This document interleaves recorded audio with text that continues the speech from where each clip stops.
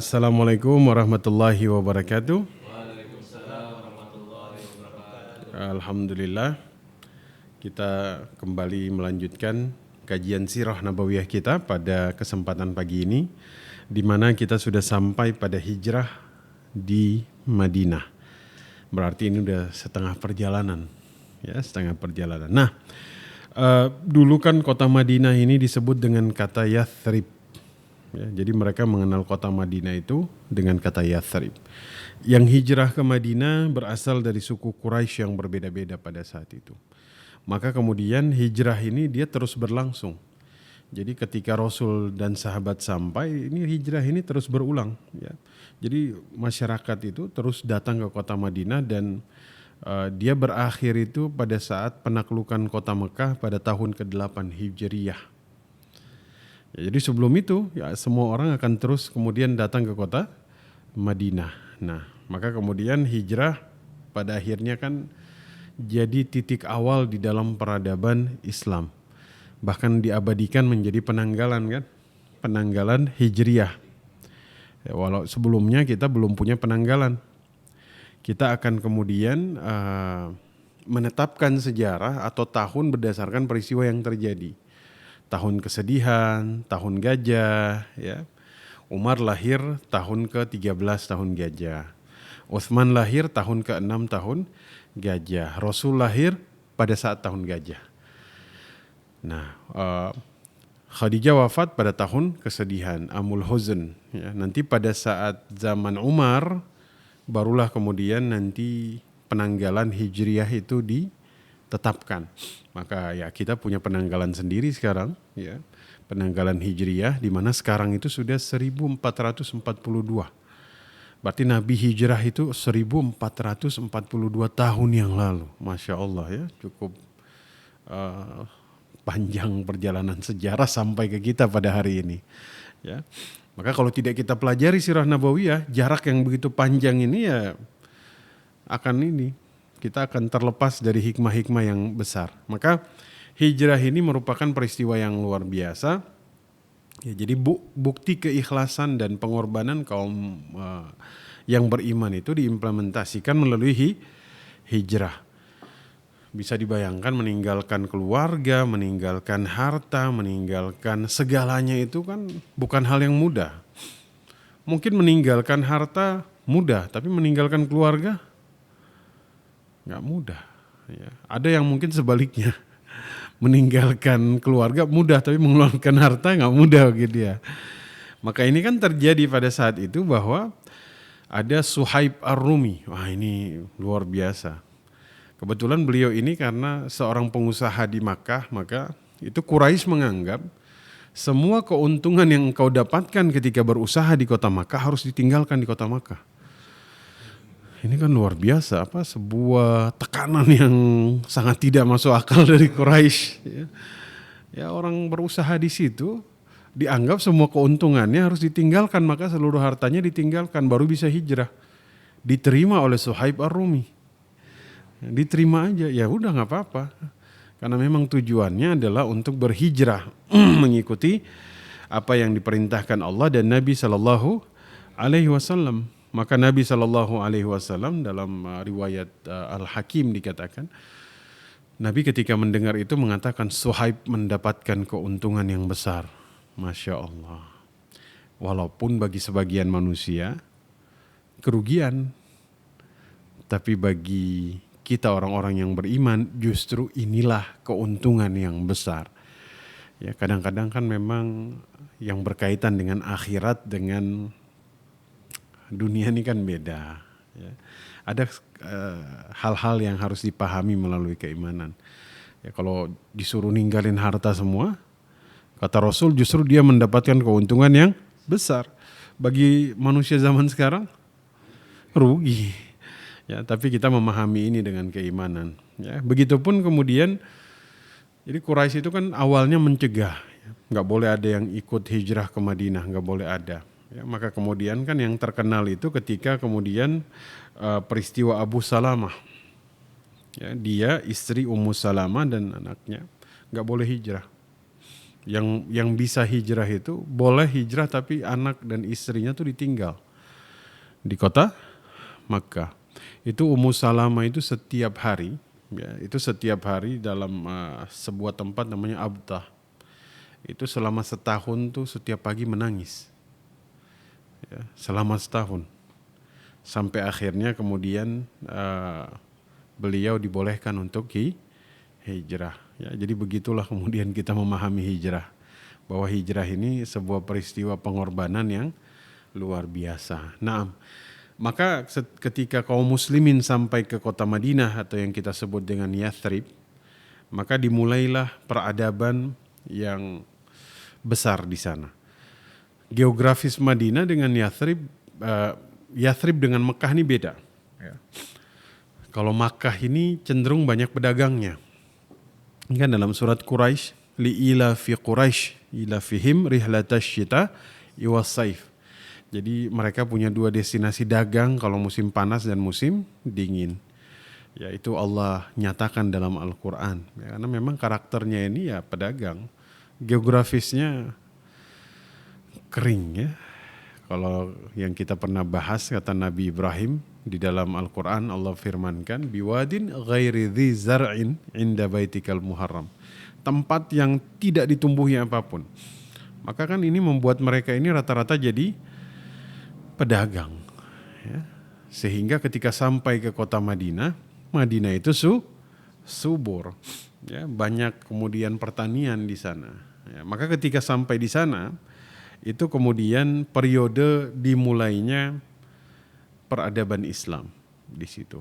Nah, maka hijrah itu adalah sebuah perjalanan yang kemudian bagaimana mereka membuktikan keimanan mereka kepada Allah. Maka di Madinah ini kita akan mengenal 3 kelompok yang kemudian hidup di situ. Ya, kelompok pertama, ya, kelompok yang kemudian memang bersama Nabi Shallallahu Alaihi Wasallam sejak awal ketika kemudian menerima risalah Islam ini, ya. Jadi tadinya di Madinah, di Makkah mereka dihina, ya, mereka mendapat perlakuan secara fisik, psikologis. Nah sekarang keadaan berubah. Mereka mendapatkan ruang dan tempat untuk kemudian hidup, bahkan mereka sudah mendapat kemuliaan di antara kaum Ansar yang menerima mereka dengan begitu baik pada saat itu. Ya, diterima dengan senang hati setelah bertahun-tahun dicemooh ini kan ada sebuah kebahagiaan yang sangat luar biasa ya. Nah ini kelompok pertama. Nah kelompok yang kedua ini, ya, kelompok yang memang kita katakan kaum musyrikin yang kemudian hidup di kota Madinah. Ya, mereka memang tidak pernah kemudian memusuhi kaum muslimin secara terang-terangan. Ya, karena memang ada yang meninggalkan agamanya yang terdahulu kemudian masuk Islam, tapi kemudian ada yang menyimpan dendam kepada Nabi Sallallahu Alaihi Wasallam. Nah inilah yang kita sebut dengan kaum munafik. Ya, yang dia tampakkan adalah kebaikan, tapi yang dia simpan adalah keburukan. Ya. Nah ini termasuk Abdullah bin Ubay. Abdullah bin Ubay. Jadi waktu Baiat al-Aqabah itu kita bahas bahwa kan kaum Aus dan Khazraj ini kan suka berperang. Jadi mereka ini berperang antara satu dengan yang lain. Itu ratusan tahun. Ya. Nah kemudian ada perang yang nanti menjadi cikal bakal perang Bu'ath namanya. Ya, mereka tuh perang. Dan ketika mereka berperang, sebenarnya pada saat itu mereka hendak kemudian mengangkat satu orang di antara mereka yang memimpin mereka di Madinah. Yaitulah Abdullah ibnu Ubay ini. Tiba-tiba mau diangkat, tapi tiba-tiba mereka mendengar bahwa di tengah-tengah bangsa Arab ini ada seseorang yang kemudian membawa satu risalah, yang risalah ini kemudian akan mengeluarkan mereka dari kegelapan. Ya, jadi seakan-akan kemudian mereka tuh sudah menyiapkan mahkota bagi Abdullah bin Ubay ini ya. Sebagai wujud dia diangkat menjadi raja dan pemimpin bagi kaum Aus dan Khazraj. Ya. Tapi sebelum menjadi raja bagi seluruh kaum Yathrib, ya, tiba-tiba hadirlah Nabi Muhammad Sallallahu Alaihi Wasallam yang kemudian justru ingin mereka angkat menjadi pemimpin mereka. Maka ini kan menimbulkan menimbulkan dendam, menimbulkan bara yang kemudian bersemayam di dalam hati. Ya. Tadinya mau jadi raja, tiba-tiba kemudian batal karena Nabi Sallallahu Alaihi Wasallam. Ya, maka kemudian mereka inilah yang kemudian menjadi kelompok-kelompok yang kedua di kalangan kaum muslimin di Madinah. Yang ketiga adalah kelompok Yahudi. Ya, makanya kita pernah bahas tentang kaum Yahudi ini secara khusus. Karena lagi-lagi kita akan ketemu dengan mereka di dalam perjalanan sirah Nabi Sallallahu Alaihi Wasallam. Ya, jadi menarik. Kenapa? Kok bangsa Yahudi bisa ada di kota Madinah? Gimana ceritanya kemudian mereka bisa memiliki koloni di kota Madinah? Ya, jadi memang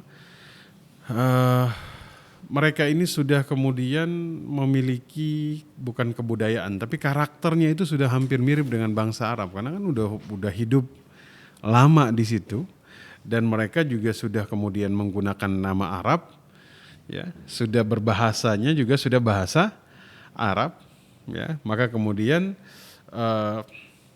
tapi tetap fanatisme mereka sebagai Yahudi dalam kitab Rahiqul Makhtum itu dikatakan fanatisme Yahudinya ini tetap dijaga. Ya, walaupun kadang nama mereka sudah menggunakan nama Arab, ya, pernikahannya sudah ini, tapi fanatisme Yahudinya ini sudah tetap mereka jaga. Ya, bahkan mereka itu sering kemudian melencehkan bangsa Arab dengan sebutan Ummiyin. Ummiyin ini dikatakan sebagai bangsa yang buta huruf begitu ya kepada bangsa Arab pada saat itu.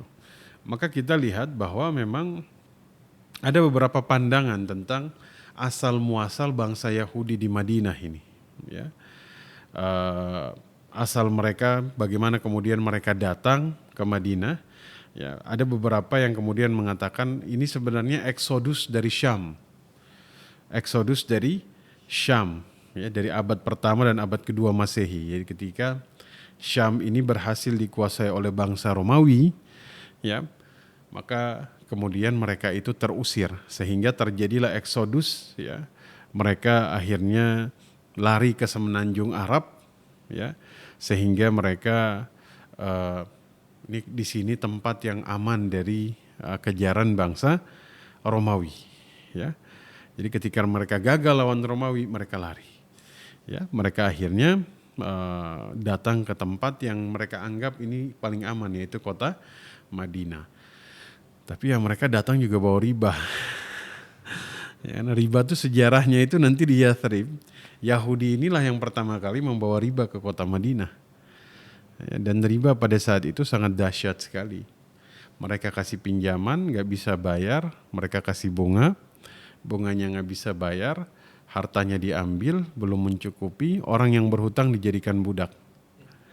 Nah, maka ini sangat luar biasa. Ya, maka kemudian ada Yahudi itu dari Bani Nadir dan Bani Quraizah. Ya, itu paling dominan nanti di Madinah.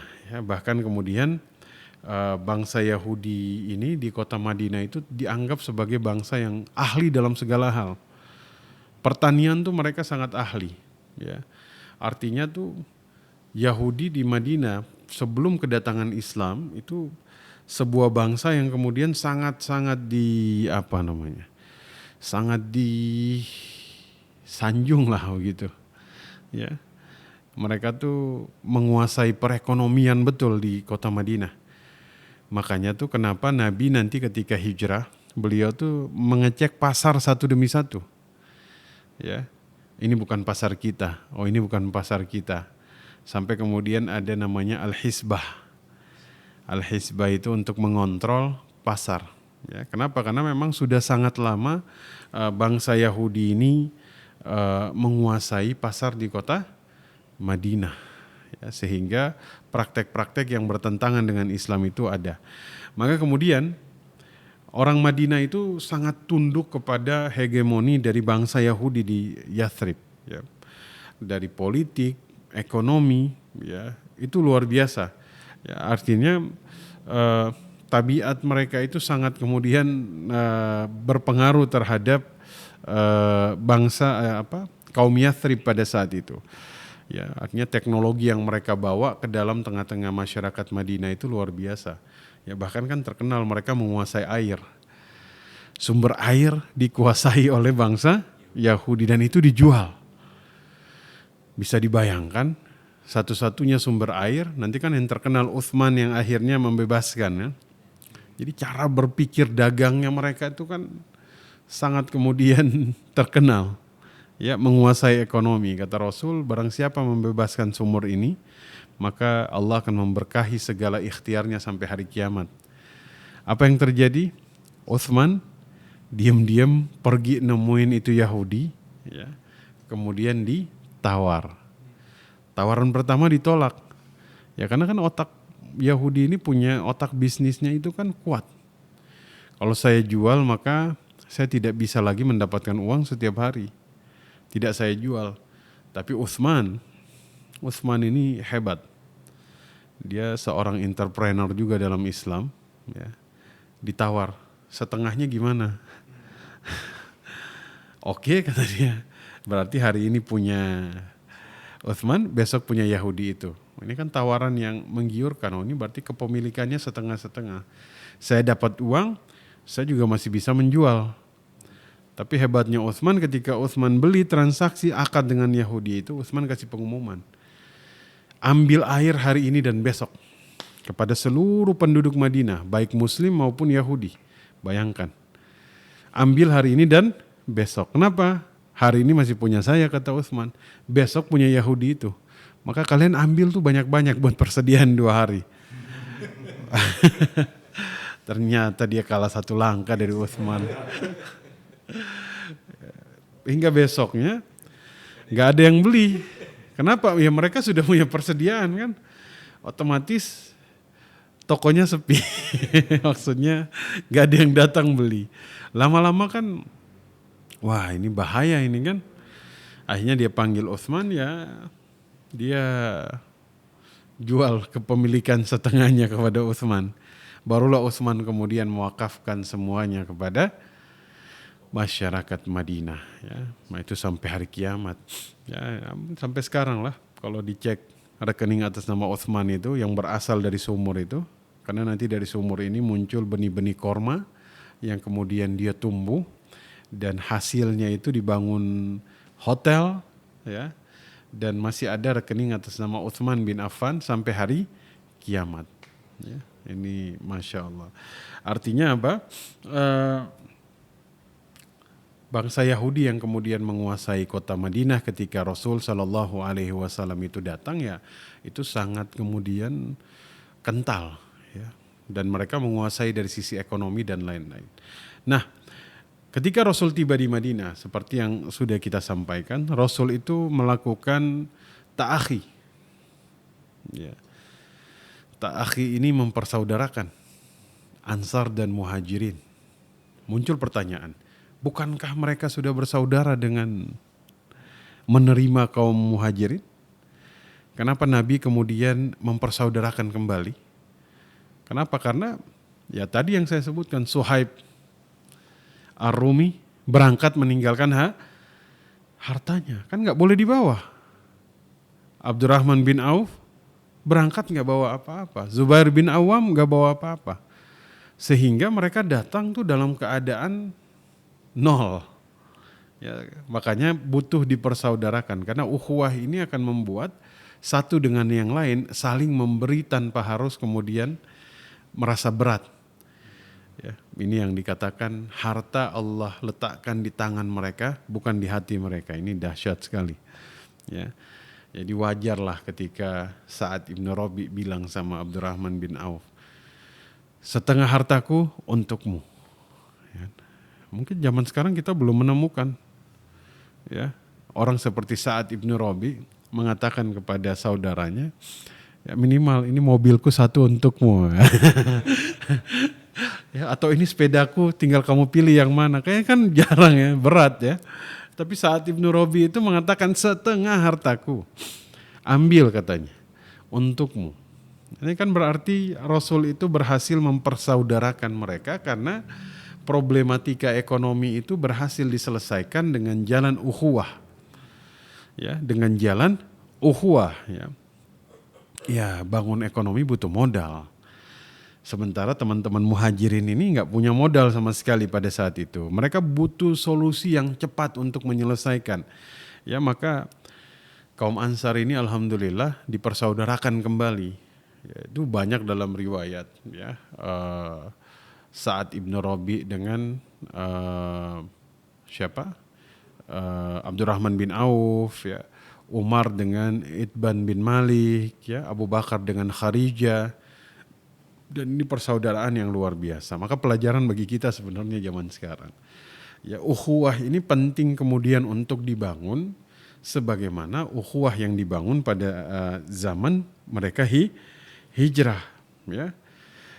Wa yu'thiruna ala anfusihim walau kana bihim khasasah. Ya, mereka mengutamakan kaum muhajirin, kata Allah Subhanahu wa taala, atas diri mereka sendiri. Meskipun mereka pun memerlukan apa yang mereka berikan. Ini kan luar biasa. Ya. Yang dikasih itu sesuatu yang mereka pun butuh. Bandingkan dengan zaman sekarang, memberikan sesuatu karena memang udah gak butuh. Ini anak kasih karena memang anak udah gak butuh ini. Masya Allah. Ya, kalau bisa yang sebaliknya. Lihat Ansar itu sampai abadi di dalam Al-Quran itu karena memberikan sesuatu yang mereka pun butuh. Ya, walaupun memberikan sesuatu yang kita sudah tidak butuh boleh-boleh saja. Tidak apa-apa. Antum punya sepeda ada 10, satu udah gak butuh, anak kasih gak apa-apa. Boleh-boleh saja. Tapi kan bagaimana kaum Ansar ini, ya, kemudian memberikan sesuatu yang mereka pun butuh. Dan puncaknya ketika mereka minta kepada Rasul Shallallahu Alaihi Wasallam pada saat itu untuk apa? Kalau bisa pohon korma kami dibagi antara Ansar dan Muhajirin. Ini luar biasa. Padahal itu sumber mata pencaharian mereka. Ya Allah, ini indah sekali ya. Itu sumber mata pencaharian mereka, pertanian korma. Dan di Madinah itu kan terkenal ya.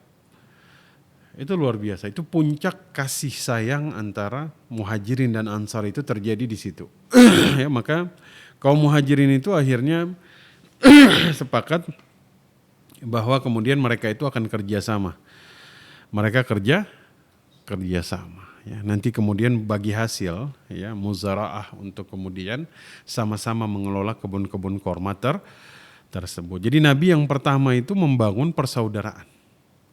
Ya, ini yang kemudian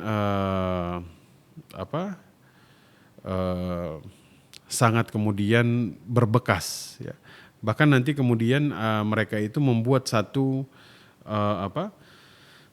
semacam undang-undang lah antara Ansar dan Muhajirin dan bangsa Yahudi. Itu perjanjian. Ya. Artinya segala bentuk yang mereka mampu untuk mereka berikan, maka mereka berikan kepada kaum Muhajirin. Ya, kita itu harus belajar banyak dari kaum Muhajirin ini. Ya, ini luar biasa. Ya, bahkan ketika persaudaraan ini akhirnya Allah abadikan di dalam Al-Quran agar kemudian itu menjadi contoh bagi kita zaman sekarang. Ya, maka kemudian tidak heran kita melihat mereka berhasil kemudian membangun satu peradaban di Madinah. Ya karena itu. Ya. Mereka berhasil kemudian membangun persaudaraan antara kedua belah pihak. Jadi satu, saya pernah menyampaikan mereka hampir-hampir saling mewarisi. Ya, orang Ansar itu kemudian merasa bahwasanya kami itu hendak mewarisi sebagian harta kami kepada Muhajirin. Tapi kemudian kan Allah berfirman, wa ulul arhami ba'duhum aula bi ba'din fi kitabillah. Ulul arham, orang yang punya hubungan kekerabatan itu sebagian yang lebih berhak dari yang lain. Ya. Maka dari sini berarti nggak boleh mewariskan kecuali punya hubungan nasab. Ya. Kalau tidak punya hubungan nasab, ya bisalah lewat wasiat, lewat hibah. Ya. Tapi waris nggak boleh. Ini bukti betapa cintanya Ansar kepada Muhajirin, ya, sehingga kemudian mereka itu mau mewariskan. Ini luar biasa sekali, ya, Masya Allah. Maka satu, persaudaraan. Dua, ya, keimanan. Ya, jadi selain persaudaraan, ikatan yang paling kuat itu ya ikatan keimanan. Ketika semua hijrah ke Madinah, mereka datang dengan kemudian latar belakang yang berbeda, berkumpul dari berbagai macam kabilah yang kemudian berbeda antara satu dengan yang lain. Ya, ikatan kekerabatan itu akhirnya kemudian diganti, bukan diganti, tapi dia akhirnya disatukan lagi dengan ikatan keimanan. Ya, yang semakin kemudian memperkuat. Ya, sehingga kemudian kaum muslimin itu bisa menyatukan diri di dalam satu masyarakat madani di Madinah yang nantinya akan terbangun sebuah peradaban Islam yang sangat besar di kota itu. Nah, maka dari sini kita melihat kok Rasul kemudian langsung membangun ikatan persaudaraan. Ya, karena itu la yu'minu ahadukum, tidaklah beriman seseorang di antara kalian sampai dia mencintai sesuatu kepada saudaranya, sesuatu yang dia inginkan. Ini kalau kemudian kita melihat ajaran Islam untuk kemudian menjalin ini, itu luar biasa. Ya, zaman sekarang kan kita mungkin banyak yang teralihkan dari ini, dari rasa persaudaraan ini. Ya, bahwasanya persaudaraan Nabi di Madinah ini dibangun atas dasar saling menghormati, saling mencintai. La tadkhulul jannah hatta tu'min. Tidaklah kalian masuk surga sampai kalian beriman. Wa la tu'minu hatta tahabbu. Tidak akan beriman kalian sampai kalian saling memberi satu dengan yang lain. Tahabbu, ya, mencintai antara satu dengan yang lain. Maka ini yang kemudian dibangun. Ya, ini yang kemudian dibangun, ya, artinya ini yang membuat seorang Madinah, Abu Talha ini disebut dalam riwayat Imam Bukhari, ya, ketika kemudian dia memiliki banyak pohon korma di Madinah, ya, harta yang paling dia sukai itu di daerah Bairuha, ya, karena berhadapan dengan Masjid Nabawi, ya. Ketika Rasul Shallallahu Alaihi Wasallam keluar dari situ, ya, masuk kebun dan minum air, di sana turun ayat, lan tanalul birra hatta tunfiqu mimma tuhibbun, ya, wa ma tunfiqu min syai'in fa innallaha bihi alim. Kalian sekali-kali tidak mendapatkan kebaikan yang sempurna sebelum kalian mensedekahkan harta yang paling kalian cintai. Ya, dan apa saja yang kamu nafkahkan sesungguhnya Allah mengetahui. Abu Talha itu langsung ketemu Rasul, temui, ya Rasulullah, aku mendengar firman, sekali-kali kamu tidak akan mendapatkan kesempurnaan dalam keimanan, dalam kebaikan sampai menafkahkan apa yang kamu cintai. Ya, maka kemudian dia langsung kemudian mengatakan bahwa dia itu punya harta yang paling dicintai, yaitu kebun korma di Bairuha ini. Maka dia ingin menafkahkannya. Ini luar biasa. Ya, maka kata Rasul, pahalanya akan kembali kepada pemiliknya. Masya Allah. Yang paling dicintai. Sekarang pertanyaannya, apa yang kita berikan kepada saudara kita? Apakah kemudian menyentuh seperti apa yang kaum Ansar berikan kepada Muhajirin pada saat itu? Mungkin yang kita berikan belum sesuatu yang sudah kita tidak butuhkan lagi. Ini kan kadang-kadang memang butuh keimanan yang sangat tinggi. Punya tanah misalnya, ya. lagi tinggi-tingginya harganya ya. Dia kasih ya kan. Kadang-kadang kan dilihat, wah ini jangan, ini harganya lagi bagus ini. Oh ini jangan, oh ini lagi ini nih, oh ini jangan, oh ini aja nih kasih nih kebetulan harganya sudah lagi murah gitu kan. Tapi lihat Abu Talha ini kan luar biasa ya, memberikan kebun kormanya di Bairuha karena itulah yang paling dia cintai. Ini kan sama kayak Umar, ketika kemudian mendapatkan sebidang kebun korma ya di perang Khaybar, dia datang kepada Rasul, ya Rasul, ini harta terbaik yang saya miliki seumur hidup. Minta arahan apa yang dilakukan. Kan perintahnya Rasul, wakafkan kan, dilakukan. Ya. Kita kan jarang kemudian punya satu harta yang paling mahal dalam hidup kita, paling berharga dalam hidup kita, kemudian kita wakafkan itu. Ya kalau di depan-depan sini, wah tahan dulu lah. Nanti yang udah jauh-jauh lah, yang di bawah kaki gunung, nah itulah saya wakafkan gitu ya. Boleh-boleh saja.